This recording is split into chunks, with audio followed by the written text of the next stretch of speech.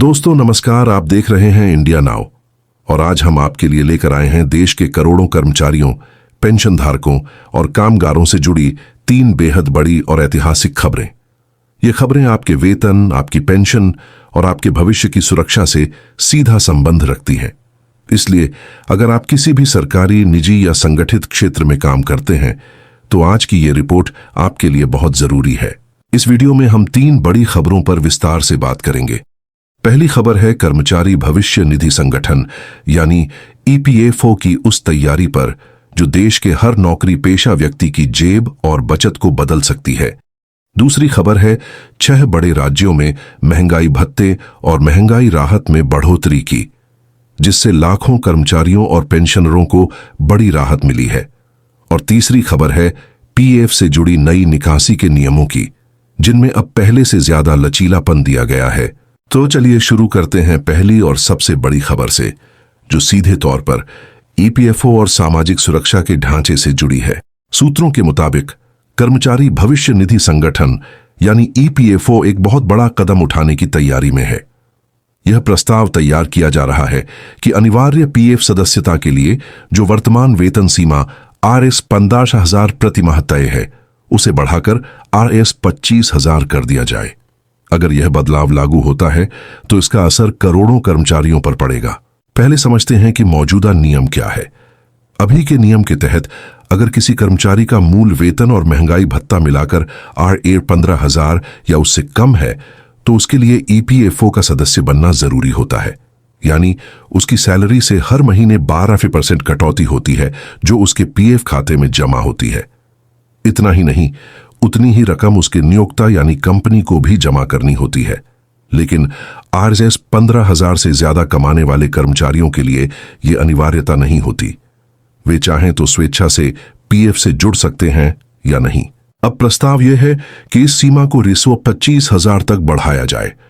इसका मतलब होगा कि अब रिश्व 25,000 तक वेतन पाने वाले सभी कर्मचारियों के लिए पीएफ योजना में जुड़ना अनिवार्य हो जाएगा। यानी करीब 1 करोड़ नए कर्मचारी इस सुरक्षा कवच के दायरे में आ जाएंगे। ये बदलाव सिर्फ एक संख्या का खेल नहीं है, ये सामाजिक सुरक्षा के ताने बाने को मजबूत करने की दिशा में एक बहुत बड़ा कदम है। सरकार का उद्देश्य है कि देश में कोई भी संगठित क्षेत्र का कर्मचारी भविष्य निधि और पेंशन जैसी सुविधाओं से वंचित ना रहे। अब सवाल उठता है कि यह सीमा बढ़ाने की जरूरत क्यों महसूस हुई। दरअसल ट्रेड यूनियनों और कर्मचारी संगठनों की ये पुरानी मांग थी कि RS 15,000 की सीमा अब समय के हिसाब से काफी पुरानी हो चुकी है। आज के दौर में मेट्रो शहरों या औद्योगिक इलाकों में किसी भी कुशल या अर्धकुशल कर्मचारी की सैलरी अक्सर RS 15,000 से अधिक होती है। ऐसे में ये बड़ी संख्या में कर्मचारियों को सामाजिक सुरक्षा के दायरे से बाहर कर देती थी। अगर ये प्रस्ताव पास हो जाता है तो इसका असर सीधा सीधा आपकी इन हैंड सैलरी पर भी पड़ेगा। उदाहरण के लिए मान लीजिए किसी की सैलरी RS 25,000 है तो नए नियम लागू होने के बाद उसकी सैलरी से RS 3,000 यानी 12% की कटौती पीएफ खाते में जाएगी और उतनी ही रकम नियोक्ता को भी जमा करनी होगी। यानी हाथ में आने वाली सैलरी थोड़ी कम होगी, लेकिन बदले में दीर्घकालिक सुरक्षा और ब्याज के रूप में बड़ा फायदा मिलेगा। कुछ लोग इसे अल्पकालिक नुकसान मान सकते हैं क्योंकि उन्हें लगेगा कि उनकी इन हैंड सैलरी कम हो रही है, लेकिन असल में यह पैसा आपका ही है जो आपकी भविष्य निधि में जा रहा है। इस पर सरकार ब्याज देती है और यही राशि रिटायरमेंट के समय आपकी सबसे बड़ी ताकत बनती है। वित्त विशेषज्ञों का कहना है कि यह कदम लंबी अवधि में कर्मचारियों के लिए बहुत फायदेमंद साबित होगा।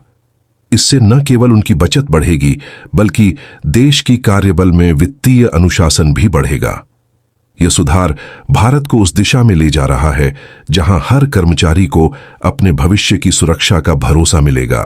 हालांकि इस प्रस्ताव का विरोध भी कुछ वर्गों द्वारा किया जा सकता है क्योंकि कई कर्मचारी हर महीने ज्यादा नकद सैलरी पसंद करते हैं।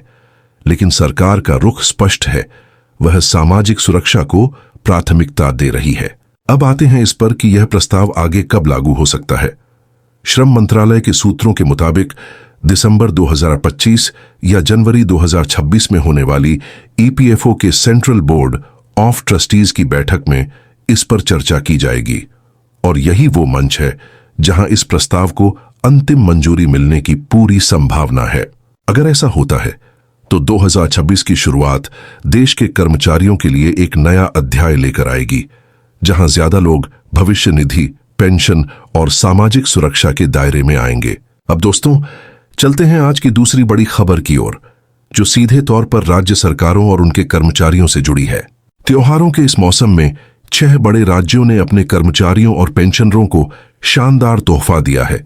केंद्र सरकार की तर्ज पर अब 6 राज्यों ने भी महंगाई भत्ते DA और महंगाई राहत DR में 3% की बढ़ोतरी की घोषणा की है।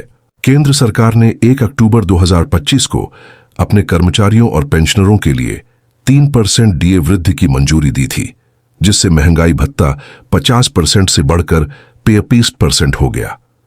अब हरियाणा, बिहार, राजस्थान, असम, अरुणाचल प्रदेश और उत्तर प्रदेश की सरकारों ने भी इसी फैसले को लागू किया है। सबसे हाल की घोषणा हरियाणा सरकार ने की है। राज्य सरकार ने आधिकारिक बयान जारी कर बताया कि 1 जुलाई 2025 से DA और DR की दरें 50% से बढ़ाकर 35% की जा रही हैं। इसका सीधा फायदा लाखों कर्मचारियों और पेंशनरों को मिलेगा। बढ़ा हुआ महंगाई भत्ता अक्टूबर महीने की सैलरी और पेंशन के साथ जुड़कर नवंबर में दिया जाएगा। वहीं जुलाई, अगस्त और सितंबर के बकाया यानी एरियर का भुगतान भी नवंबर में ही किया जाएगा। हरियाणा के साथ साथ बिहार, राजस्थान, असम, अरुणाचल प्रदेश और उत्तर प्रदेश ने भी अपने कर्मचारियों के लिए यही दरें लागू की हैं। सभी राज्यों में ये वृद्धि 1 जुलाई 2025 से प्रभावी मानी जाएगी। अब सवाल उठता है कि ये DA या DR की गणना आखिर कैसे होती है। इसका जवाब है उपभोक्ता मूल्य सूचकांक यानी CPI के आधार पर। सरकार हर 6 महीने में इस सूचकांक की समीक्षा करती है और महंगाई के हिसाब से भत्ते की दरें तय करती है।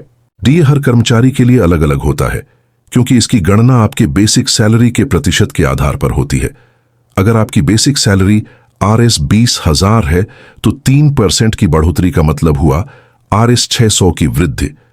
लेकिन अगर किसी वरिष्ठ अधिकारी की बेसिक सैलरी RS 1 लाख है तो उन्हें RS 3,000 की बढ़ोतरी मिलेगी। कुल मिलाकर यह फैसला कर्मचारियों को महंगाई के इस दौर में थोड़ी राहत देता है। त्योहारों के ठीक बाद यह घोषणा उनके लिए एक आर्थिक संबल साबित होगी। अब चलते हैं आज की तीसरी और आखिरी बड़ी खबर की ओर, जो PF 81 के नियमों में किए गए बदलावों से जुड़ी है। कर्मचारी भविष्य निधि संगठन यानी EPFO ने अब आंशिक निकासी के नियमों को और आसान बना दिया है।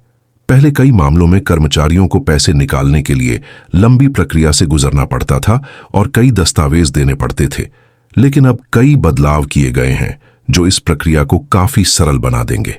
सबसे बड़ा बदलाव शिक्षा और विवाह से संबंधित निकासी में हुआ है। पहले आप अपने पूरे सेवा काल में केवल 3 बार ही इन कारणों से पैसा निकाल सकते थे। अब इस सीमा को बढ़ा दिया गया है। शिक्षा के लिए 10 बार और विवाह के लिए 5 बार तक निकासी की अनुमति दी गई है। यह बदलाव खास तौर पर उन कर्मचारियों के लिए राहत लेकर आया है जिनके बच्चों की पढ़ाई या शादी जैसी बड़ी जिम्मेदारियां हैं। दूसरा बड़ा बदलाव है सेवा अवधि को लेकर। पहले किसी भी आंशिक निकासी के लिए एक न्यूनतम सेवा अवधि पूरी करनी होती थी, जो पहले ज्यादा थी, लेकिन अब इसे घटाकर सिर्फ 12 महीने कर दिया गया है। यानी अगर आपने 1 साल भी नौकरी की है और आपके खाते में पैसा जमा है तो आप जरूरत पड़ने पर आंशिक निकासी कर सकते हैं। तीसरा बदलाव है कारण बताने और दस्तावेज जमा करने की प्रक्रिया को लेकर। अब कुछ विशेष परिस्थितियों में निकासी के लिए ज्यादा विस्तार से कारण बताने की जरूरत नहीं होगी। इससे प्रक्रिया तेज और आसान होगी। लेकिन साथ ही EPFO ने एक नया सुरक्षा नियम भी जोड़ा है। अब यह जरूरी होगा कि निकासी के बाद भी आपके खाते में कम से कम 25% बैलेंस हमेशा बना रहे। इस नियम का मकसद यह सुनिश्चित करना है कि आपका खाता सक्रिय बना रहे और उस पर ब्याज मिलता रहे। इस समय EPFO 8.4% वार्षिक ब्याज दे रहा है, जो किसी भी सेविंग्स अकाउंट से कहीं ज्यादा है। यह नियम एक तरह से आपको मजबूर नहीं बल्कि सुरक्षित रखने के लिए है, ताकि आप अपने भविष्य के लिए एक स्थायी फंड बनाए रखें। दोस्तों, अब बात करते हैं इस नए नियम के असर और उसके असली फायदे की। पहले बहुत से लोग छोटी छोटी जरूरतों में बार बार PF से पैसा निकाल लेते थे, जब रिटायरमेंट का वक्त आता था तो उनके खाते में बहुत कम रकम बचती थी। इससे न सिर्फ भविष्य की सुरक्षा पर असर पड़ता था, बल्कि ब्याज का फायदा भी रुक जाता था। अब जब यह नया नियम लागू हुआ है कि आपके खाते में कम से कम 25% बैलेंस हमेशा बना रहना चाहिए, तो इसका सीधा मतलब है कि आपका पीएफ अकाउंट हमेशा सक्रिय रहेगा और उस पर हर साल ब्याज मिलता रहेगा। यह नियम आपकी लंबी अवधि की सुरक्षा को मजबूत करता है। कई वित्त विशेषज्ञों ने कहा है कि यह कदम पीएफ को केवल एक बचत योजना नहीं, बल्कि एक भरोसेमंद निवेश बना देगा। यह उन कर्मचारियों को भी जिम्मेदार बनाएगा जो बिना सोचे समझे बार बार पैसा निकालते हैं। इसके साथ ही शिक्षा और विवाह जैसी जरूरतों के लिए निकासी की लिमिट बढ़ाने से अब आपको किसी निजी लोन या भारी ब्याज वाले कर्ज पर निर्भर नहीं रहना पड़ेगा। यानी ईपीएफओ अब सिर्फ रिटायरमेंट फंड नहीं रहा, यह आपकी जिंदगी के अहम मोड़ों पर एक मजबूत आर्थिक सहारा बन गया है। ईपीएफओ ने इस पूरी प्रक्रिया को डिजिटल बना दिया है। अब आप अपने मोबाइल या कंप्यूटर से घर बैठे निकासी के लिए आवेदन कर सकते हैं, अपने खाते की स्थिति देख सकते हैं और कुछ ही दिनों में पैसा अपने बैंक खाते में पा सकते हैं। पहले यह सब मैनुअल और समय लेने वाला काम था, लेकिन अब यह तेज, पारदर्शी और भरोसेमंद है। अगर इन तीनों बड़ी खबरों को एक साथ देखें तो यह साफ है कि सरकार और ईपीएफओ मिलकर देश के कर्मचारियों को एक सुरक्षित और पारदर्शी भविष्य देने की दिशा में काम कर रहे हैं। पहला बड़ा कदम आरएस 15,000 से आरएस 25,000 तक की सीमा बढ़ाना सामाजिक सुरक्षा का दायरा बढ़ाएगा। दूसरा कदम डीए और डीआर में 3% की बढ़ोतरी महंगाई से राहत देगा। और तीसरा, पीएफ निकासी के नए नियम कर्मचारियों को लचीलापन और स्थायित्व दोनों देंगे। तीनों सुधार मिलकर भारत की कार्यशक्ति को आर्थिक रूप से आत्मनिर्भर और सुरक्षित बना रहे हैं। अब सवाल यह है कि आपके लिए इसका क्या मतलब है। अगर आप नौकरी पेशा हैं तो ये तीनों बदलाव आपकी सैलरी, आपकी सेविंग्स और आपके रिटायरमेंट तीनों पर असर डालेंगे। पीएफ सीमा बढ़ने से आपकी इन हैंड सैलरी थोड़ी कम होगी, लेकिन आपकी लंबी अवधि की बचत और ब्याज से मिलने वाला फायदा कहीं ज्यादा बड़ा होगा। डीए बढ़ने से महंगाई के दौर में आपकी खर्च करने की क्षमता बढ़ेगी और निकासी के नए नियम आपकी लाइफ में आने वाले हर बड़े खर्च के वक्त काम आएंगे। ये कदम भारत को सेविंग फोकस्ड इकोनॉमी की तरफ ले जा रहे हैं, जहां हर कर्मचारी के पास भविष्य के लिए एक सुरक्षित फंड होगा। अब चुनौतियों की बात करें। कुछ छोटी कंपनियां या उद्योग शुरू में थोड़ा दबाव महसूस कर सकते हैं, क्योंकि अब उन्हें ज्यादा कर्मचारियों के लिए योगदान करना होगा। लेकिन लंबे समय में इसका फायदा इन्हें ही मिलेगा, क्योंकि इससे कर्मचारियों की स्थिरता और भरोसा बढ़ेगा। कर्मचारियों के लिए भी यह एक सीख होगी कि आज की थोड़ी बचत कल की बड़ी सुरक्षा है। जो लोग अब सोचते हैं कि उनकी सैलरी से कटौती हो रही है, कुछ साल बाद वही लोग खुश होंगे जब उनका पीएफ अकाउंट लाखों में पहुंच जाएगा और ब्याज उन्हें लगातार फायदा देगा। भविष्य के नजरिए से देखें तो अगर यह सभी बदलाव सही समय पर लागू होते हैं तो आने वाले 2 वर्षों में देश में लगभग 1 करोड़ नए लोग सामाजिक सुरक्षा प्रणाली के तहत आ जाएंगे। इससे न केवल ईपीएफओ का फंड मजबूत होगा, बल्कि ब्याज दरों को स्थिर रखने में भी मदद मिलेगी। महंगाई भत्ते की बढ़ोतरी से भी पूरे बाजार पर सकारात्मक असर पड़ेगा। जब कर्मचारियों की सैलरी बढ़ती है तो उनकी खर्च करने की क्षमता बढ़ती है, जिससे बाजार में मांग बढ़ती है और अर्थव्यवस्था में गति आती है। यह एक तरह से डोमिनो इफेक्ट है जो पूरे देश की ग्रोथ को प्रभावित करता है। अब सोचिए, अगर करोड़ों कर्मचारियों के पास हर महीने सुरक्षित बचत, बढ़ी हुई सैलरी और आसान निकासी की सुविधा हो, तो देश की अर्थव्यवस्था में स्थिरता अपने आप आ जाएगी। इन सब के बीच एक बात हमेशा याद रखनी चाहिए, पीएफ से बार बार पैसा निकालना आपकी आदत नहीं बननी चाहिए। यह आपका रिटायरमेंट फंड है, इसे केवल जरूरत के वक्त ही छेड़ें, क्योंकि हर बार निकासी करने से ब्याज की ताकत यानी चक्रवृद्धि ब्याज का असर कम होता है। अगर आपको अपनी तात्कालिक जरूरतों के लिए फंड चाहिए तो अन्य सुरक्षित विकल्प जैसे फिक्स्ड डिपॉजिट, रिकरिंग डिपॉजिट या सरकारी बॉन्ड पर भी विचार कर सकते हैं। एक और महत्वपूर्ण बात, जब आप अपनी फाइनेंशियल प्लानिंग करें तो पीएफ को अपने लॉन्ग टर्म गोल का हिस्सा मानिए, न कि इमरजेंसी फंड का। इमरजेंसी फंड हमेशा अलग रखें ताकि आपको जरूरत के वक्त अपने भविष्य के पैसे को हाथ न लगाना पड़े। आज भारत की सरकार और ईपीएफओ मिलकर जिस दिशा में बढ़ रहे हैं वो स्पष्ट दिखाता है कि आने वाला दशक सुरक्षित कर्मचारी, मजबूत अर्थव्यवस्था का दशक होगा। इन फैसलों से न सिर्फ वर्तमान न पीढ़ी बल्कि आने वाली पीढ़ियां भी लाभान्वित होंगी। जब हर व्यक्ति के पास पेंशन और भविष्य निधि जैसी सुरक्षा होगी तो बुजुर्गावस्था में किसी को आर्थिक असुरक्षा का डर नहीं रहेगा। इसलिए इन सुधारों को केवल सरकारी घोषणा मानकर नजरअंदाज मत कीजिए। ये आपके आने वाले कल की नींव है। अब एक नजर इस बात पर भी डालें कि आम कर्मचारियों को इस समय क्या करना चाहिए। सबसे पहले अपने ईपीएफओ अकाउंट को अपडेट रखें। अपने नाम, जन्म तिथि और आधार डिटेल्स को वेरीफाई करें ताकि भविष्य में कोई तकनीकी समस्या न आए। दूसरा, अपने खाते की पासबुक को नियमित रूप से चेक करें ताकि ब्याज और योगदान दोनों सही तरीके से जुड़ रहे हों। तीसरा, अपने ऑफिस के एचआर विभाग से यह कंफर्म करें कि नया नियम लागू होते ही आपकी सैलरी का सही हिस्सा पीएफ में जमा हो रहा है या नहीं। इन छोटी छोटी बातों से आप अपने भविष्य को और मजबूत बना सकते हैं। अब अगर हम इस पूरी रिपोर्ट को समेटें तो सार यह निकलता है, ईपीएफओ सीमा बढ़ाने का प्रस्ताव कर्मचारियों को दीर्घकालिक सुरक्षा देगा। डीए में 3% की बढ़ोतरी कर्मचारियों की आर्थिक स्थिति में राहत लाएगी और पीएफ निकासी के नए नियम कर्मचारियों को लचीलापन और भरोसा दोनों देंगे। तीनों कदम मिलकर भारत के लाखों कर्मचारियों को एक नया आत्मविश्वास दे रहे हैं कि उनका भविष्य सुरक्षित है, उनकी मेहनत का पैसा सुरक्षित है और उनकी रिटायरमेंट की जिंदगी स्थिर होगी। तो दोस्तों, यह थी आज की 3 सबसे बड़ी और जरूरी खबरें जो सीधे आपके जीवन से जुड़ी हैं। अगर यह जानकारी आपके लिए उपयोगी लगी हो तो इस वीडियो को लाइक जरूर कीजिएगा।